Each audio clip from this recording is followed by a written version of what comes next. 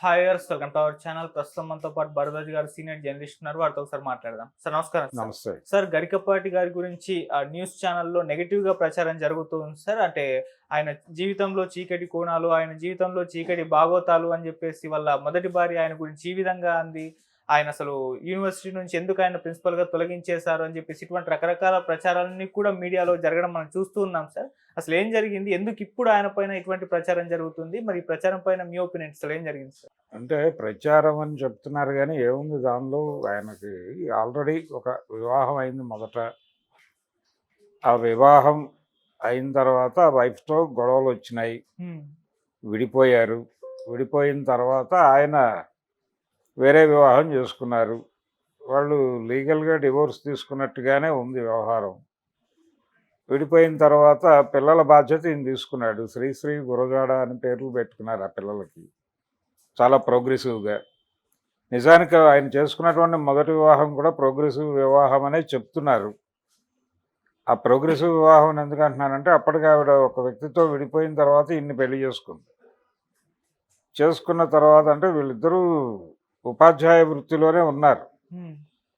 ఉపాధ్యాయ వృత్తిలో ఉండగానే వీళ్ళు పెళ్లి చేసుకున్నారు. తర్వాత కలిసున్నారు.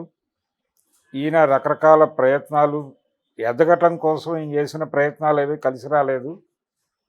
ఫైనల్‌గా విడిపోయారు. విడిపోయిన తర్వాత ఆవిడల జీవితం ఆవిడది. ఈయన జీవితం ఈయనది. తర్వాత ఆవిడ ఇప్పుడు ప్రస్తుతం హైదరాబాద్‌లో ఉంటున్నట్టుగా వీడియోలో చెప్పారావిడ. హ్మ్.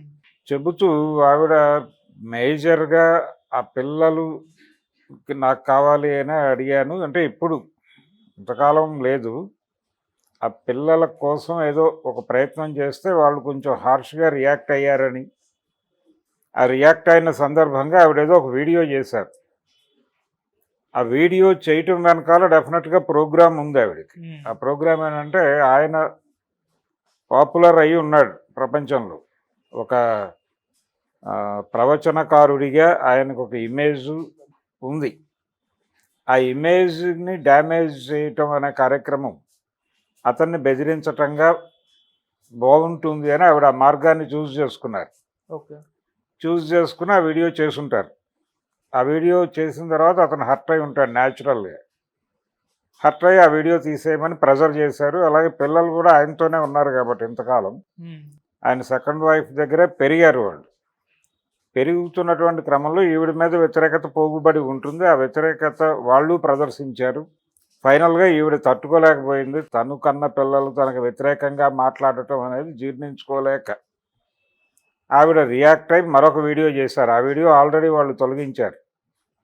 తొలగించటంతో పాటు ఈవిడకి వాళ్ళ పిల్లలే ఒక వార్నింగ్ ఇచ్చినట్టుగా కూడా ఆవిడ చెప్పుకుంటున్నారు. ఓకే. అంటే ఇలాంటి వీడియోస్ ఫర్దర్‌గా చేస్తే పరిస్థితి బాగుండదు అని వార్నింగ్ ఇస్తున్నారు అని చెబుతూ ఆవిడ కాళహస్తీశ్వరం మహత్యంలో కొడుకుల గురించి దుర్జటి గారు చెప్పినటువంటి పద్యాలు ఇవన్నీ ఉటంకిస్తూ ఉపన్యాసం నడిపారు. అంటే ఆవిడకి ఆ పెయిన్ ఉండొచ్చు, తప్పేం లేదు. అంటే ఇక్కడ గరికపాటిని స్ట్రైట్‌గా అతని కెరియర్‌ని ఇబ్బంది పెట్టడం, అతనుకున్న ఇమేజ్‌ని డ్యామేజ్ చేయటం లాంటివి టార్గెట్ అనుకుంటే, దీన్ని ప్రమోట్ చేస్తున్న వాళ్ళ ఉద్దేశం కూడా అదే. అంటే గరికపాటి ప్రవచనకారుడు. ఆయన ఏదో ఆయన అనుకున్నది ఏదో ధర్మం అని చెప్తున్నాడు. కొంతమంది ఆచరించటం కోసం చెప్తున్నాడు. ఇలా ఉండాలి అని చెప్తున్నాడు. ఆయన ఒక రకంగా మార్గదర్శనం చేస్తున్నాడు. కెరియర్ ఓరియంటేషన్ అనండి, లేకపోతే జీవితాన్ని ఎలా గడపాలి అనేది. అది చెప్తున్నాడు ఆయన అని కదా జనాలందరూ ఆయన్ని చూస్తోంది. అసలు అతని జీవితమే గందరగోళం అని చెప్పడం ద్వారా ఒక సెన్సేషన్ క్రియేట్ చేయొచ్చు అనేది. హ్మ్. అంటే అక్కడ ఒక సెన్సిటివ్ మాత్రమే కాదు, ఒక సెన్సేషనల్ ఎలిమెంట్ ఉంది. ఆ ఎలిమెంట్ మీడియాని అట్రాక్ట్ చేసి, దాన్ని హైప్ చేసి ఇప్పుడు గరికపాటి మీద దాడి మొదలైంది. హ్మ్. గరికపాటి అనే కాదు, ఇలా అంటే చాలా నిష్ఠాగరిష్ఠుడు, అతను పరస్త్రీని చూడడు లాంటి ఇమేజ్ బిల్డ్ అయిపోయిన వాడు. వాళ్ళ తెర వెనక భాగవతం అని చెప్తే ప్రపంచం చాలా ఇంట్రెస్ట్‌గా చూస్తుంది. ఎవరిదైనా సరే. అవును. ప్రతి మనిషికి ఒక ప్రైవేట్ లైఫ్ ఉంటుంది. ఆ ప్రైవేట్ లైఫ్‌లో వాళ్ళు ఏదో చేస్తారు.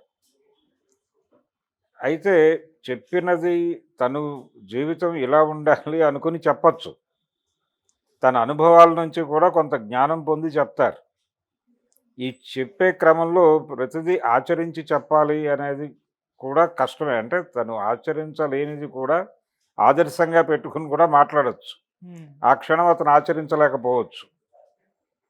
అయితే ఆయన వన్ సైడెడ్‌గా వెళ్తున్నాడు. కొన్ని సందర్భాల్లో కొంచెం రిజిడ్‌గా బిహేవ్ చేస్తున్నాడు అనే విమర్శలున్నాయి. ఆ విమర్శలు ఓకే. ఆయన చెప్తున్న అంశాలలో ఉన్నటువంటి గందరగోళం, అలాగే ఆయన ప్రపంచానికి కన్విన్స్ చేయడానికి ట్రై చేసే సందర్భాల్లో ఆయన చిరంజీవి మీద ఒకసారి అవును. అటాక్ చేశాడు. అది కూడా ప్రస్తావించింది ఆవిడ. అంటే ఆయన సెల్ఫీలు దిగటం, ఆహ్, ఈ హడావిడి. ఈ హడావిడి అక్కడ ఏర్పాటు చేసినటువంటి సభని డిస్టర్బ్ చేస్తోంది అన్నట్టుగా ఆయన, చిరంజీవి గారు మీరది మానేయాలి. అది మానేసి వస్తేనే కార్యక్రమం మొదలవుతుంది. ఏమిటిది మేము ఉండాలా? వెళ్ళిపోవాలా? మీరు సెల్ఫీలతోనే ప్రోగ్రామ్ నడిపించేస్తారా? టైప్‌లో ఆయన చిరాకు పడ్డారు. ఉమ్, ఆ చిరాకు పడటం, చిరంజీవి గారు అవన్నీ వదిలేసి వచ్చేయటం, ఇది చిరంజీవి అభిమానుల్ని గాయపరిచి వాళ్ళు ఈయన్ని ట్రోల్ చేశారు. ఓకే. ఈయన సారీ చెప్పాడు తర్వాత. అలా అనుండకుండా ఉంటే బాగుండేది. అభిమానులు అన్నాక అలా జరుగుతుంది అని. ఆ తర్వాత ఆయన ఎన్టీ రామారావు గారి అభిమాని. ఎన్టీ రామారావు గారి శత జయంతి సందర్భంగా కూడా ఆయన ఎన్టీఆర్ మీద ఒక ప్రవచనం చెప్పడం. ఇలా రకరకాల ఇవి ఉన్నాయి ఆయనకి. అనేక ముఖాలు ఉన్నాయి. ప్రతి మనిషికి అనేక ముఖాలు ఉంటాయి. ఒకే ముఖంతో ఏ మనిషి ఉండడు. ఉమ్, ఇది ప్రపంచానికి తెలుసు. కానీ అవతల వాడి ఇన్నర్ గందరగోళాలు, వాడి సెకండ్ లైఫ్ తెలుసుకోవాలనేటువంటి క్యూరియాసిటీని సొమ్ము చేసుకోవడం కోసం ఈ వార్తకి ఎక్కువ ప్రాధాన్యత ఇస్తున్నారు. నా ఉద్దేశంలో అయితే అతను జనరల్‌గా చూస్తే ఇదేమీ పెద్దగా ఇబ్బందికరమైన వ్యవహారం ఏం కాదు. ఆయనకి, ఆవిడకి కలిసి ప్రయాణం చేసేటువంటి పరిస్థితుల్లో ఇబ్బంది అనిపించింది.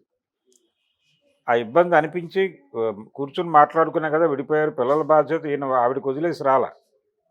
ఈయనే తీసుకున్నాడు. ఈయనే తీసుకున్నాడు. వాళ్ళ మదర్ దగ్గర పెట్టాడు. ఈయన జీవితం ఏదో ఈయన గడుపుతున్న టైంలో ఈయనకి వాళ్ళు పెళ్లి చేశారు. శారద అనేటువంటి ఆవిడనిచ్చి పెళ్లి చేశారు. ఆవిడ ఈయనతోనే ట్రావెల్ అవుతుంది. ఆ పిల్లల్ని ఈవిడే పెంచింది. ఉమ్, ఇది కదా స్టోరీ. ఇదే కథని వాళ్ళు చెప్తున్నారు. అవతల సైడ్ వాళ్ళు చెప్తున్నది కూడా ఇదే స్టోరీ. అయితే ఇక్కడ దాచిపెట్టిన ప్రపంచానికి దాచిపెట్టింది ఏమిటి? ఈయన రెండో వివాహం అనేది మొదటి భార్యతో విడిపోయిన విషయం బయటకు చెప్పడం లేదు అని. చెప్పడం వలన ఏమిటి ప్రయోజనం? చాలామంది జీవితంలో ఒక జర్నీ ముగిసిన తర్వాత ఇంకో జర్నీ ప్రారంభిస్తారు. అతను ప్రవచనకారుడిగా మారిన సమయంలో ఆవిడ ఉంది తన కంపానియన్‌గా.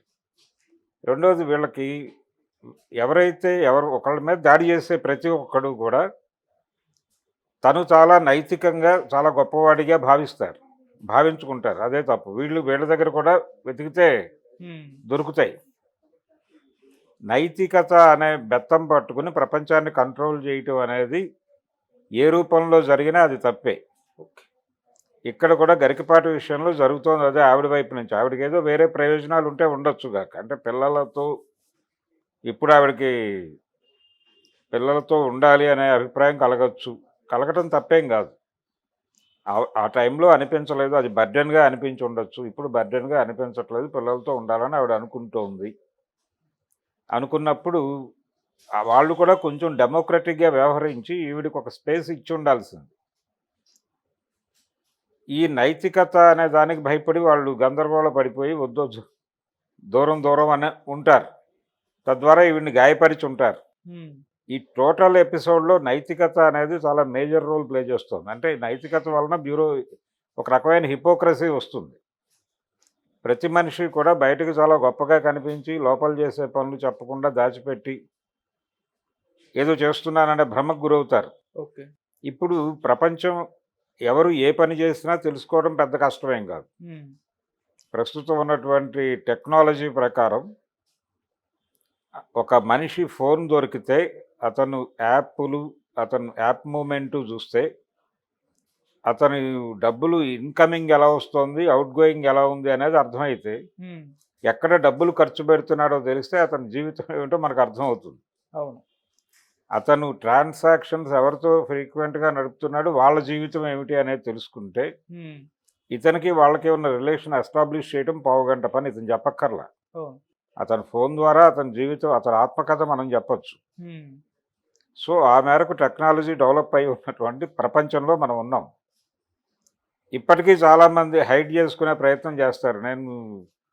అంటే నాకు అసలు మందు తాగటం అంటే చాలా చిరాకండి. అసలు తాగుబోతులు చూస్తే చిరాకు అన్నట్టుగా బిహేవ్ చేస్తారు. కానీ ఎక్కడో చోట వీళ్ళు తాగుతున్నారు అనుకోండి, అదేదో ఫోటో తీస్తే అదో సెన్సేషన్. ఈయన బయటికి ఇలా మాట్లాడతాడు కానీ లోపల ఆయన మందు పుచ్చుకుంటారు అని ఫోటో పెడితే అదొక సెన్సేషన్. ఈయన యాంటీ నాచ్ అని బయట మాట్లాడతాడండి, తెల్లారలేస్తే ఈయన వేశ్యావాటికల్లో కనిపిస్తాడు అనేది ఒక స్నాప్ తీసి పెడితే అది సెన్సేషన్. ఓకే. అక్కడికి అదే ఇవన్నీ కూడా మానవ ప్రవృత్తిలో భాగమే. మానవ ప్రవృత్తి, కోరికలు, దాని తాలూకా దాన్ని ఎట్లా నడిపించాలి అనేది. పెళ్ళి అనేటువంటి వ్యవస్థ కొన్ని ప్రయోజనాలు అంటే లీగల్గా కొన్ని పనులు అవటం కోసం ఏర్పాటు చేసిన వ్యవస్థ అనుకుంటే, అక్కడ ప్రాపర్గా వీడికి ఒక ప్లేస్మెంట్ దొరకకపోవచ్చు. దొరకనంత మాత్రాన అక్కడే సర్దుకుని ఉండాలి అనే నిబంధన విధించడం తప్పు. ఓకే. దాని నుంచి బయటకు వచ్చేయచ్చు అనేటువంటి ఒక వెసులుబాటు ఉంటే వచ్చేస్తాడు. ఆ వెసులుబాటు చట్టం కల్పించింది, కానీ నైతికత కల్పించదు. నైతికత అక్కడ గందరగోళం వెతుకుతుంది. అందుకని ఇల్లీగల్ అఫైర్స్ కావచ్చు, ఇవన్నీ కూడా సెన్సిటివ్ విషయాలు, పర్సనల్ విషయాలు, వాళ్ళ వ్యక్తిగతమైనటువంటి ప్రయాణంలో భాగం. వాళ్ళు బయట చెప్తున్న మాటలకి దీంతో లింక్ చేసి వాళ్ళని దెబ్బ కొట్టాల్సిన అవసరం ఏం లేదు. ఓకే. లింక్ చేయక్కర్లేదు. చేయొచ్చు, తప్పేం లేదు. దానిలో తప్పు ఉందని నేనైతే అనుకోవడం లేదు. ఏది ఆయన ఆవిడని వదిలేయటము తప్పు కాదు, ఇంకో వైఫ్ని చేసుకోవటము తప్పు కాదు. కాకపోతే ఇవి కూడా చెప్పేసుకుంటే పోయేది ఆయన ఎక్కడో చోట.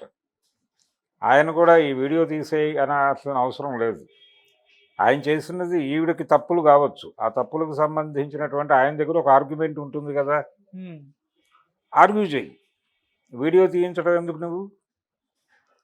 దాంతో ఏంటి, ఈవిడికి ఒక ఇది వచ్చింది, ఒక మొరల్ బూస్టప్ వచ్చింది.